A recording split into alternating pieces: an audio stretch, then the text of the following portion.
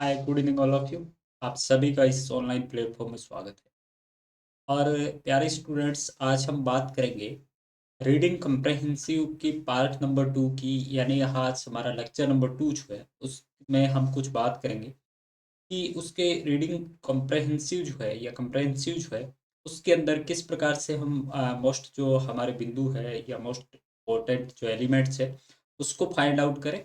And then हम बात करेंगे कि यूजीसी नेट के अंदर जो पैराग्राफ होता है उसको किस प्रकार से हल किया जाए। यानी पहले क्वेश्चन को हल किया जाए या पैराग्राफ को रीड किया जाए, या पहले पैराग्राफ को रीड किया जाए या फिर क्वेश्चन को हल किया जाए। इनकी तीन तीन मेथड जो है उनको जानने का प्रयास करेंगे और कल से अपने पैराग्राफ जो है उस पे प्रैक्टिस जो है अपनी स्टार्ट करेंगे। आज कल हमने कुछ बातें की थी, और अगर आपको ध्यान में होगा तो हमने कुछ मेथड जो है या रीडिंग कॉम्प्रहेंसिव जो है बेसिकली क्या था कि ज्ञान और समझ को विकसित करना। और इसके बारे में हमने थोड़ा सा, मैं इसको लेक्चर को स्टार्ट करें उससे पहले हिस्ट्री के रूप में आपको बताना चाहूँगा। इसका इतिहास जो है वो कहीं न कहीं आपका वो आपका देखें तो प्राचीन काल से लेके आधुनिक काल तक इसका इतिहास जो है वो रहा है। प्राचीन काल में देखें आप, यानी एंशिएंट टाइम में आप देखें तो गुरुकुल जो पद्धति थी वहाँ पे गुरु के द्वारा जो है ज्ञान दिया जाता था। देन सेकंड मेडिवल में आपके कुछ जो है टेक्स्ट्स आए, यानी कि किताबें आई। देन आधुनिक काल में आपकी कुछ जो है अदर चीज़ें निकल के आई। अब वर्तमान में क्या है कि आपको क्रिटिकल थिंकिंग कर सकें, कोई किसी प्रकार का जो है वो आप निर्णय ले सके। इसके लिए आपका क्या है कि ये शोध वाला जो पार्ट है, ये शोध वाला जो पार्ट है, डिम्पल जी आपका स्वागत है। ये शोध वाला जो पार्ट है, गुड गुड इवनिंग आपको भी। तो ये शोध वाला जो पार्ट है ये आपका इंक्लूड किया गया है इसमें। यानी ऐसा नहीं है कि केवल यूजीसी नेट के अंदर ही आप देखते हैं, आप यूपीएससी सी सेट के अंदर भी देखते हैं। सेट जो आईआईएम में एग्जाम होता है उसके अंदर भी देखते हैं। देन जितने भी आपकी एसएससी है या बैंकिंग है उस सब में देखते हैं। उसमें क्या होता है कि इसका मुख्य जो आपका ऑब्जेक्टिव है वो कहीं ना कहीं कि किसी चीज को रीड करके आप कितना उसमें से आउटपुट निकाल पाते हो, that is the reading comprehensive. यानी आपके ज्ञान, किसी चीज को लिखा गया है, किसी चीज को बताया गया है, उसमें से किस प्रकार का ज्ञान जो है वो आप अर्जित कर पाते हो। तो ये बेसिकली आपका क्या है, रीडिंग कॉम्प्रहेंसिव। हमने कल बात भी की थी, आपको ध्यान होगा तो स्पीकिंग या लिसनिंग कॉम्प्रहेंसिव की बात की थी कि आपको सुन के कुछ ज्ञान।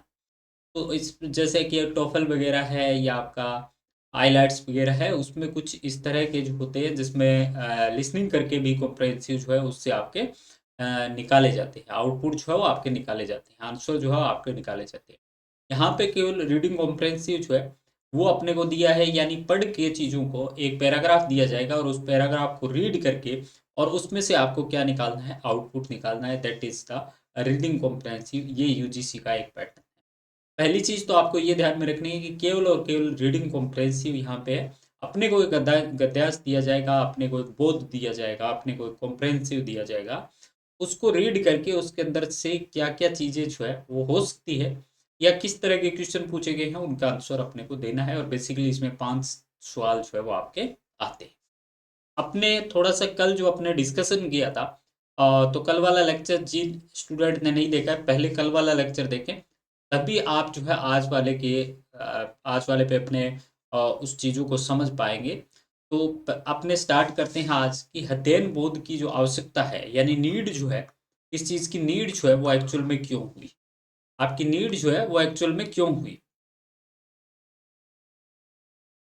अगर अपन नीड की बात करें, पहला क्या है, बौद्धिक विकास के लिए सोचने और समझने की क्षमता को बढ़ाता है। यानी ये क्या करता है, आपकी थिंकिंग जो है, थिंकिंग नेचर जो है इसको कहीं ना कहीं बढ़ाता है। कैसे, कोई पैराग्राफ आपका लिखा हुआ है, अब उस पैराग्राफ को आप पढ़ेंगे तो देन उसके अंदर से क्या चीज़ें जो है वो आपके नेगेटिव है, क्या चीज़ें जो पॉजिटिव है, कौन से सब्जेक्ट से ये रिलेट करता है, इसका अर्थ क्या है, इसमें मूल बिंदु क्या है, इसमें मूल आपके तत्व कौन से, ये सब जब आप चीज़ों को फाइंड आउट करते हैं तो आपके क्या है, विश्लेषणात्मक चीज़ों को सोच या विश्लेषणात्मक जो है आपकी थिंकिंग विकसित होती है।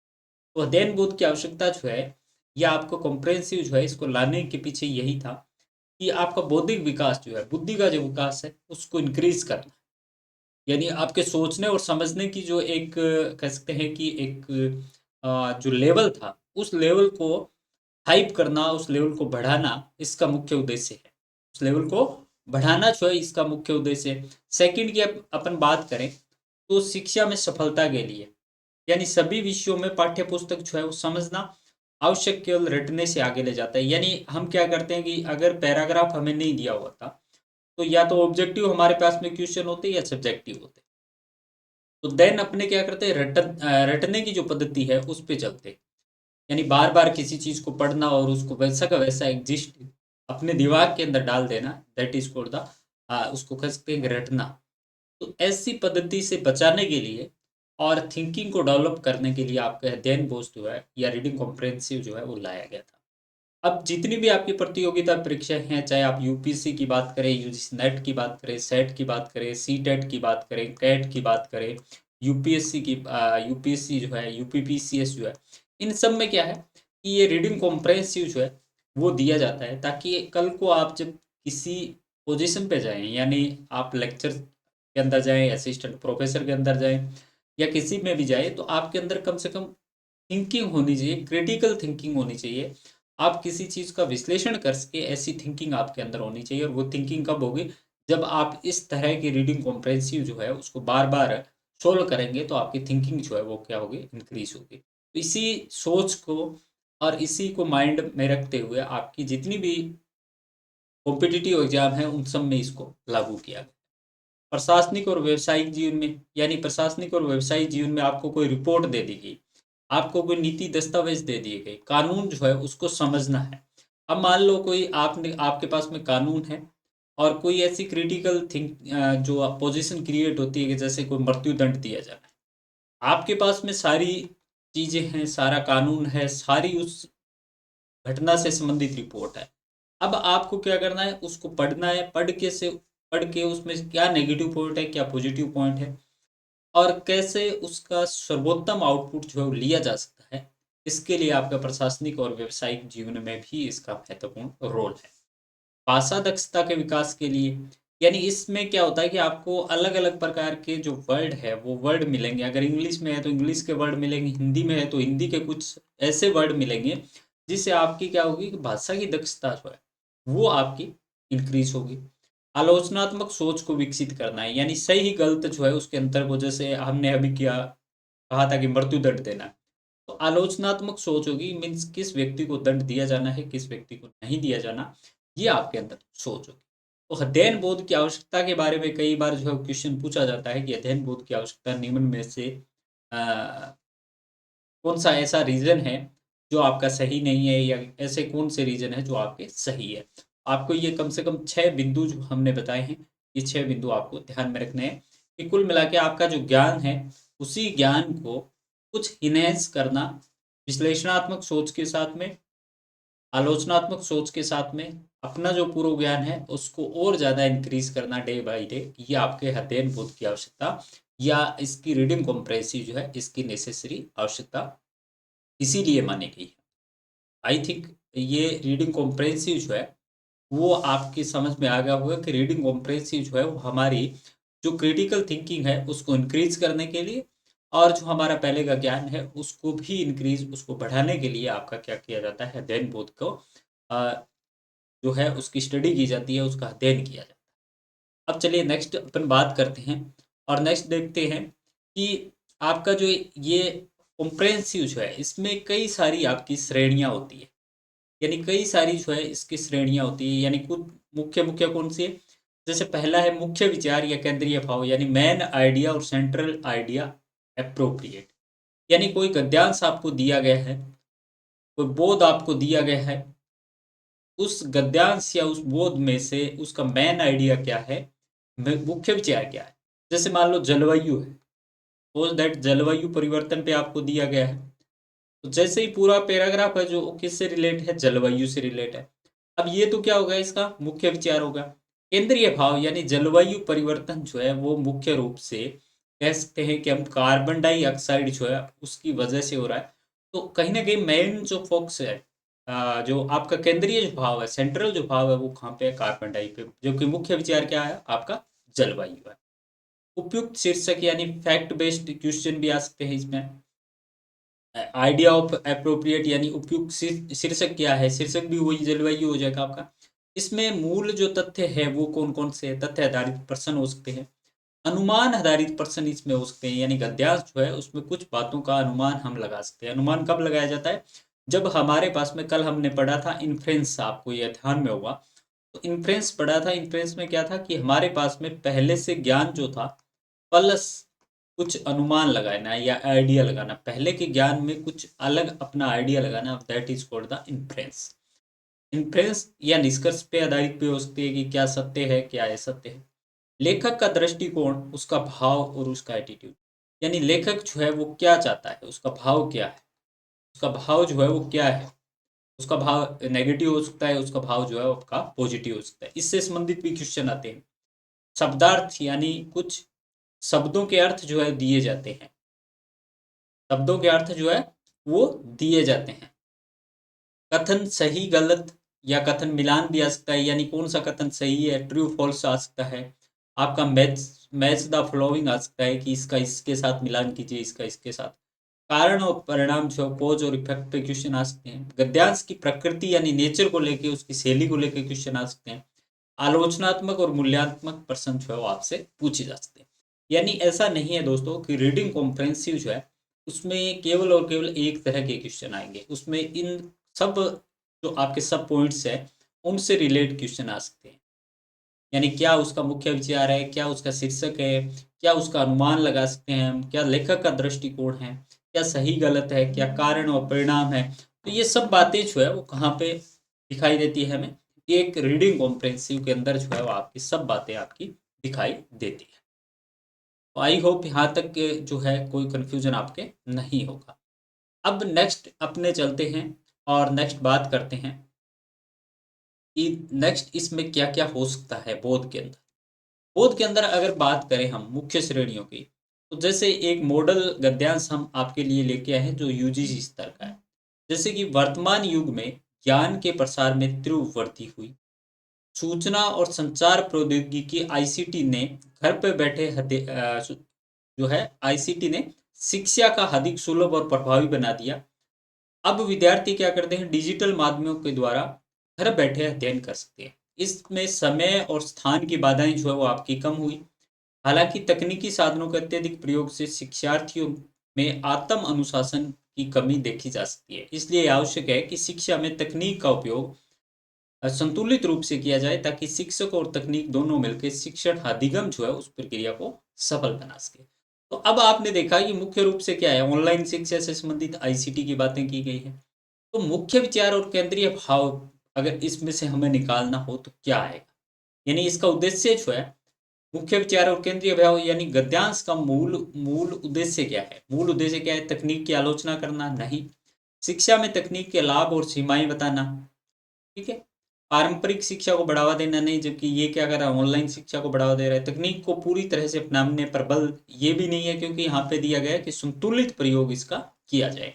ये वाला जो है इसका सही आंसर है। यानी इस गद्यांश का मूल अर्थ क्या है कि शिक्षा में तकनीक को लाया जाए, उसके लाभ लिए जाए, लेकिन सीमाओं के साथ में लाभ जो है वो लिए जाए। नेक्स्ट अपन बात करें तो इसका शीर्षक क्या है, इसका शीर्षक है कि गद्यांश के लिए उपयुक्त आधुनिक समाज, डिजिटल क्रांति, शिक्षा में तकनीक या शिक्षा की समस्याएं। इसका शीर्षक क्या है कि शिक्षा में तकनीक की भूमिका को, यानी आईसीटी की भूमिका जो है उसको दर्शाना। अब तथ्य क्या है, तथ्य क्या है कि गद्यांश के अनुसार आईसीटी ने शिक्षा को कैसे बनाया है, जटिल, सीमित, सुलभ और आपका महंगा। तो ये आपका सुलभ और प्रभावी जो है वो बनाया है। यानी तथ्य क्या है, आपका शिक्षा को सुलभ और प्रभावी बनाना। अगर अनुमान की बात करें, इसमें इन्फ्रेंस की बात करें, इस पूरे गद्यांश में इन्फ्रेंस जो है वो आपका क्या है, यानी गद्यांश से क्या निष्कर्ष निकाल सकते हैं आप, क्या अनुमान लगा सकते हैं, क्या निष्कर्ष निकाल सकते हैं। तो ये कहता है कि तकनीक का संतुलित उपयोग जो है वो आपका आवश्यक है, ये इसका निष्कर्ष निकाल सकते हैं। अगर ज़्यादा होगा तकनीक यानी इंक्रीज हुई तो भी हमें लॉस है, और अगर आपका डिक्रीज हुई यानी बिल्कुल भी नहीं है तो भी हमें लॉस है। इसलिए हम क्या निष्कर्ष निकालते हैं कि अगर तकनीक का संतुलित उपयोग किया जाए तो आपका क्या कर सकते हैं कि जो जो लर्निंग प्रोसेस है यानी अधिगम जो प्रोसेस है इस प्रोसेस को हम क्या कर सकते हैं, बेटर तरीके से इम्प्लीमेंट कर सकते हैं। नेक्स्ट अपन देखें कि लेखक का दृष्टिकोण जो है वो क्या है, यानी नकारात्मक, सकारात्मक, व्यंग्यात्मक, संतुलित और आपका निराशावादी। तो लेखक का दृष्टिकोण जो है वो क्या है, नकारात्मक नहीं है, यानी वो आईसीटी जो है उसकी उस पे बात करता है कि यानी आईसीटी का प्रयोग होना चाहिए, ऐसी बात करता है। व्यंग्यात्मक नहीं है, निराशावादी नहीं है, क्योंकि निराशावादी तब होता है जब वो कहता है कि आईसीटी के प्रयोग से अधिगम जो प्रोसेस है वो बिल्कुल आपका कमजोर हो रहा है। वो क्या कह रहा है कि आईसीटी का प्रयोग होना चाहिए लेकिन संतुलित रूप से। तो कहीं ना कहीं वो आपका पॉजिटिव भी है। और नेगेटिव कब है, वो नेगेटिव तब है जब इसका ज्यादा यूज हो। तो वो संतुलित की बात कर रहा है, इसका मतलब क्या है, उसका दृष्टिकोण भी क्या है, संतुलित दृष्टिकोण। शब्दार्थ की बात करें तो संतुलित का अर्थ क्या है, संतुलित का अर्थ क्या है कि एक बीच का, यानी ये कोई चीज है इसके बीच की, यानी यहाँ पे मैक्स है, यहाँ पे मीन कह सकते हैं। तो इतना कम भी नहीं होना, इतना ज्यादा भी नहीं होना, एक बीच का, यानी उचित मात्रा कह सकते हैं इसको। अत्यधिक नहीं है, सीमित नहीं है, असमान नहीं है, उचित मात्रा है। फिर अपने आते हैं कि कौन सा कथन इसमें से सही है और कौन सा गलत है। तो तकनीक ने शिक्षा को घर बैठे संभव बनाया, ये बिल्कुल सही है। तकनीक के प्रयोग में से कोई समस्या नहीं होती, ये आपका गलत है, क्योंकि अत्यधिक की बात की गई है। अगर आपने ग्राफ को ध्यान से पढ़ा होगा, अत्यधिक नहीं संतुलित की बात की गई है। अत्यधिक अगर होगा तो ये गलत है, तो संतुलित की बात की गई है। तो तकनीक के प्रयोग से कोई समस्या नहीं होती, ऐसा नहीं है। क्योंकि विद्यार्थियों की क्या है, अत्यधिक अगर आईसीटी का प्रयोग करेंगे तो विद्यार्थियों की जो क्रिटिकल थिंकिंग है वो आपकी क्या होगी, बाधित होगी। तो इसलिए इसमें एक सही है, दो नहीं है, एक दो दोनों नहीं है, न एक और ये है आपका, तो एक नंबर आ जाएगा। कारण और परिणाम क्या है कि आत्म अनुशासन की कमी का कारण क्या बताया गया।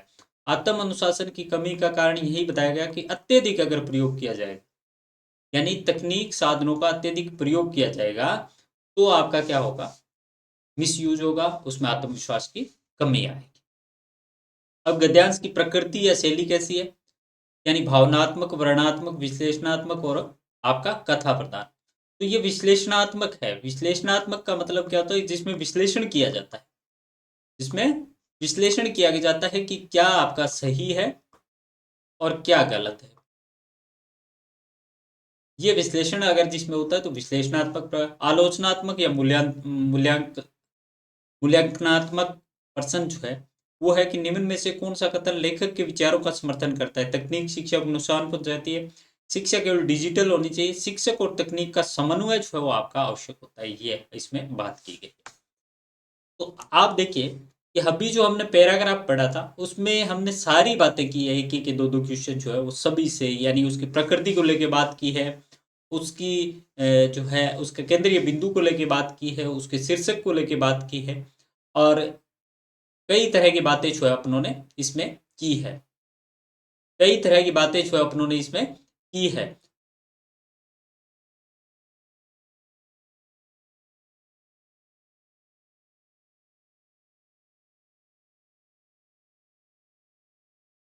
तो आई होप कि ये सारी चीजें जो है आपके क्लियर हो गई होगी।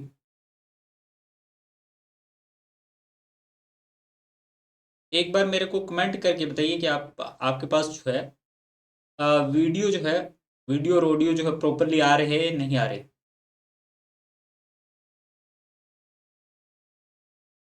एक बार कमेंट करके बताइए कि आपके पास ऑडियो और वीडियो जो है प्रॉपरली आ रहे हैं या नहीं आ रहे।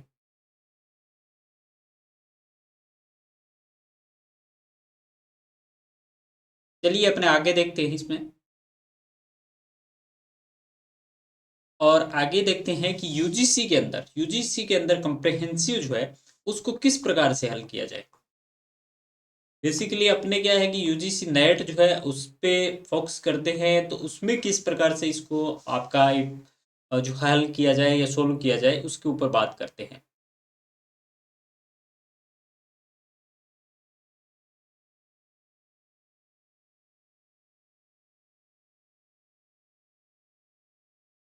उसके ऊपर बात करते हैं अपने। तो देखिए यूजीसी नेट के अंदर बात करें तो इसमें दो तरीके आपको बताए गए हैं, यानी पहले आप पैराग्राफ जो है उसको रीड करें, और फिर जो है आप क्वेश्चन हल करें। एक तरीका तो ये हो सकता है। दूसरा ये हो सकता है कि पहले आप क्वेश्चन को पढ़ें, क्वेश्चन आंसर को देखें, देन उसके बाद क्या करें, आप पैराग्राफ को देखें। पहले अपने पीक्यू को देखते हैं, यानी पहले पैराग्राफ और क्वेश्चन जो है उस पर चलते हैं, उसको देखने की कोशिश करते हैं। यानी पहले पैराग्राफ को पढ़ें, देन उसके बाद क्या करें, अपने क्वेश्चन को देखें। देन क्या करें, अपने क्वेश्चन को देखें।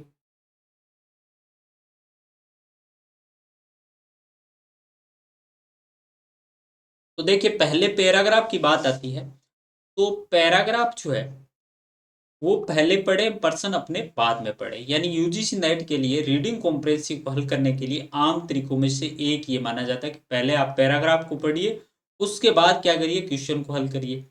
इसमें जो है, इससे क्या होगा, इससे अपने को ये पता चलेगा कि लेखक जो है वो किसकी बात कर रहा है। लेखक जो है उसका मूल विचार क्या है, वो क्या कहना चाह रहा है। लेखक जो है उसका संदेश, क्या संदेश देना चाहता है, वो कोई पॉजिटिव संदेश देना चाहता है या नेगेटिव संदेश देना चाहता है। तो इसके अंदर क्या होता है, इसके अंदर आपके 3 प्रकार होते हैं। यानी पैराग्राफ को पहले पढ़ के बाद में क्वेश्चन का आंसर देना, ऐसा अगर करेंगे तो 3 टाइप से इसको कर सकते हैं। पहला आपने क्या किया, पहला आपने किया कि पहले जो है उसको आम तरीकों की तरह पढ़ना, और इसमें बिंदु जो है वो लिखते जाना है। यानी हमने पढ़ा और उसमें से मूल बिंदु जो है वो लिखते जाना। इससे अपने को क्या होगा कि लेखक के बारे में, उसके विषय के बारे में और उसके संदेश के बारे में पता चलेगा। दूसरी इसमें तकनीक की बात करें, तो इसमें क्या होता है कि उसे सरसरी तौर पे आपको देखना है, पढ़ना है, और प्रश्न और अनुच्छेद को बार बार आपको पढ़ना है। यानी पहले आपने पैराग्राफ पढ़ा, फिर आपने क्वेश्चन पढ़ा, फिर पैराग्राफ पढ़ा, फिर क्वेश्चन पढ़ा। तो इसमें क्या होता है कि कुछ पंक्तियाँ आपने पढ़ते जाते हैं और फिर अपने पर्सन को पढ़ते हैं। अगर उसमें पर्सन जो है उससे रिलेट करता है तो अपने उसको कर देते हैं, देन आगे चलते हैं, फिर पर्सन जो है उसको पढ़ते हैं। इसमें कुछ कुछ पंक्तियों को आप पढ़ते जाते हैं और उसके अनुसार पर्सन जो है वो आप हल करते जाते हैं। तीसरा इसमें आता है कि आपकी रीडिंग कॉम्प्रहेंसिव जो है, मान लो पहले जैसे ऐसे पैराग्राफ है, ये लाइन है, इसके बाद ये है, इसके बाद ये है। पहले क्या करेंगे, अपने 2 पैराग्राफ को पढ़ेंगे और फिर अपने नीचे वाले जो 2 पैराग्राफ है उसको देखेंगे। यानी पहले और लास्ट वाले को अपने पहले पढ़ेंगे, और हो सकता है कि मोस्टली क्वेश्चन जो है वो आपके पहले और लास्ट में ही मिल जाए अपने। हो सकता है कि पहले और लास्ट जो है वहीं पे अपने को मोस्टली क्वेश्चन जो है वो आपका क्या हो जाए, मिल जाए।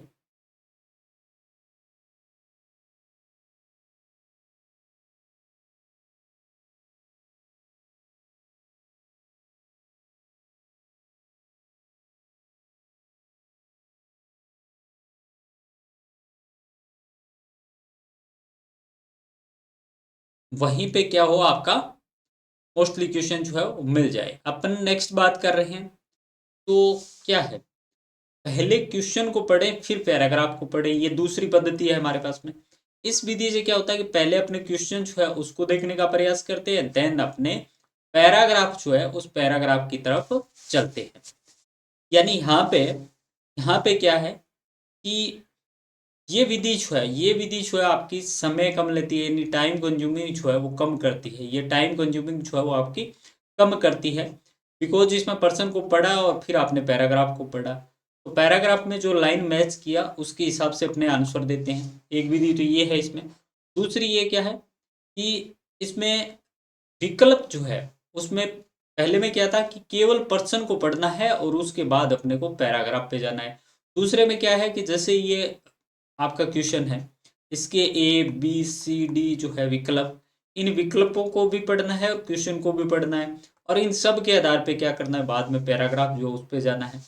इसमें आपका क्या है, टाइम कंज्यूम जो है वो ज़्यादा होता है। यानी जैसे आपने 4 विकल्प पढ़े फिर पैराग्राफ पे गए, फिर नेक्स्ट क्वेश्चन आया उसकी 4 विकल्प पढ़े फिर पैराग्राफ पे गए, तो इसमें टाइम कंज्यूमिंग जो है वो कंपेरिजन टू उसके ज़्यादा होती है। तीसरा इसमें आता है कि प्रश्नों को पढ़े लेकिन विकल्पों को न पढ़े, यानी केवल प्रश्नों को पढ़े, विकल्प जो है उसको छोड़ दे। तो इससे क्या होगा कि पूरा पैसेज करने के बाद प्रश्नों के उत्तर जो है विकल्पों के साथ आपका प्रयास करें। यानी फिर पहले आप प्रश्न पढ़ें, फिर आप गद्यांश की तरफ जाएं, फिर आप उसमें से देखें और फिर आप जो है उसके विकल्पों को पढ़ें और उसके हिसाब से आप क्या करें, उसका उत्तर देने का प्रयास जो है वो करें। ये कुछ अपने 3 तरीके इसमें हैं। अब कुछ महत्वपूर्ण बातें जो है वो आरसी यानी रीडिंग कॉम्प्रिहेंसिव को लेके बात की गई है। इसमें क्या है कि पहले जो है आप पैराग्राफ को ध्यान से पढ़ें, यानी पहले पीक्यू मेथड जो है, पीक्यू मेथड जो है उसका ही यूज करना है आपको। पहले आप क्या करें, पैराग्राफ जो है उस पैराग्राफ को पढ़े, फिर क्वेश्चन की तरफ जाए।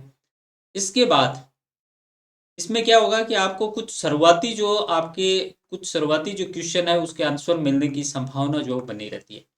नेक्स्ट क्या होता है, इसके बाद शब्दों को खोजने का प्रयास करें और मुख्य विचार और संक्रमण जो है उसको दर्शाने का प्रयास करें। यानी निरंतरता शब्द, विपरीत शब्द और निष्कर्ष शब्द। यानी निरंतरता क्या है कि उसी प्रकार, विपरीत शब्द क्या है बहरहाल, और निष्कर्ष शब्द क्या है इस प्रकार। इसके अतिरिक्त तथापि, इसलिए, इसके अतिरिक्त लेकिन, इस तरह, यानी इस प्रकार के निष्कर्ष शब्द उनको फाइंड आउट करना, विपरीत शब्द कौन से उनको फाइंड आउट करना, और निरंतर शब्द कौन से वो आपको फाइंड आउट करने होते हैं। पहले पैराग्राफ पढ़ के बाद में इनको पढ़े। फिर तीसरा आता है सकारात्मक और नकारात्मक भूमिका निभाने वाले शब्द जो है उसको भी खोजे। यानी सकारात्मक जैसे कुशल की बात की गई है, यहाँ से नकारात्मक बेईमान आ जाता है। उत्साही का आ गया, यहाँ पे खतरनाक आ गया। चमकदार आ गया, यहाँ पे हानिकारक आ गया। यानी ये पैराग्राफ जो है वो पॉजिटिव वर्ड इसमें से फाइंड आउट करे या नेगेटिव वर्ड, वो भी आपको फाइंड आउट करना है थर्ड नंबर स्टेप में। तो ये शब्द पॉजिटिव या नेगेटिव जो है वो क्या दर्शाते हैं, आपका जो लेखक है, आपका जो राइटर है, उसका उद्देश्य क्या है। वो किसी चीज को पॉजिटिव तरीके से ले रहा है या किसी चीज को नेगेटिव तरीके से ले रहा है। इसका उद्देश्य यही है कि जिस प्रकार से आप दर्शाएंगे उसका उद्देश्य वही माना जाएगा। फोर्थ नंबर है कि जब आप किसी वाक्यांश पर प्रश्न पूछा जाए तो पैराग्राफ के उस वाक्यांश को ढूंढे जिसमें पहले की 3 पंक्तियां और उसके बाद की 3 पंक्तियां पढ़े, और वाक्यांश जो है अंतर्निहित अर्थ को समझने का प्रयास कीजिए। मान लें जलवायु से संबंधित है, अब आप क्या करें, जहां जहां जलवायु है उसकी लाइनों को पढ़ें और उसमें से उत्तर जो है वो आपका फाइंड आउट करने का प्रयास करें। समानार्थी और विलोम शब्द आधारित जो प्रश्न होते हैं उनको देखने का कोशिश करें। विकल्पों को हटाने की विधि का आपको ध्यान होना चाहिए, यानी सी डी और ये 4 है आपको, तो 4 में से आपका कौन सा गलत है पहले उनको हटाइए, और देन एलिमिनेशन मेथड के माध्यम से जो सही है उसको टिक कीजिए।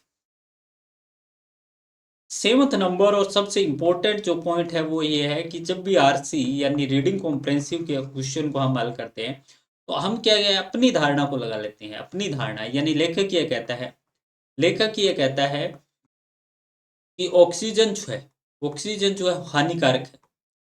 ऑक्सीजन जो हानिकारक है ये आपके गद्यांश में दिया गया है। अब लेखक का विचार क्या है कि ऑक्सीजन हानिकारक है, हमारा विचार क्या है कि कार्बन डाइऑक्साइड जो है वो आपके हानिकारक है। अपने क्या करते हैं कि ऑक्सीजन जो है अगर क्वेश्चन में दिया गया है कि ऑक्सीजन क्या लाभदायक है, अपन उसको लाभदायक अपना अनुमान लगा के उसको लाभदायक कर देते हैं। जबकि हमेशा आरसी के अंदर रीडिंग कॉम्प्रेहेंसिव के अंदर क्या होता है कि जो परिस्थिति, जो चीजें आपको दी गई है उन्हीं चीजों में से आपको निकाल के और आपका आंसर देना है। अगर इन्होंने ऑक्सीजन को आपका खतरनाक माना है या हानिकारक माना है तो अपना भी आंसर क्या होना चाहिए, ऑक्सीजन जो है वो आपकी हानिकारक है। ऐसा कभी नहीं हो कि अपनी समझ या अपना स्वयं का जो ज्ञान है उसका आरसी के अंदर या रीडिंग कॉम्प्रेहेंसिव के अंदर आप प्रयोग ना करें। तो आई होप आज का जो लेक्चर था उसमें कुछ बेसिक बातें जो रीडिंग कॉम्प्रेहेंसिव से संबंधित थी उनको करने का आपने प्रयास किया। कल वाले लेक्चर में रीडिंग कॉम्प्रेहेंसिव की काफ़ी महत्वपूर्ण जो बातें थी उनको हमने जानने का प्रयास किया था। ये 2 लेक्चर में रीडिंग कॉम्प्रेहेंसिव की जो बेसिक बेसिक कंसेप्ट जो है वो हमने कंप्लीट करने का प्रयास किया है। और नेक्स्ट लेक्चर में अपन बात करेंगे, वो करेंगे कि रीडिंग जो कॉम्प्रेहेंसिव है उसमें यूजीसी नेट के अंदर किस तरह के आपके क्वेश्चन आते हैं और उसको किस प्रकार से हल किया जाए। उन पैराग्राफों पे हम प्रैक्टिस करने का काम जो हो कल के लेक्चर में करेंगे। आज के लिए बस इतना ही। Thank you all of.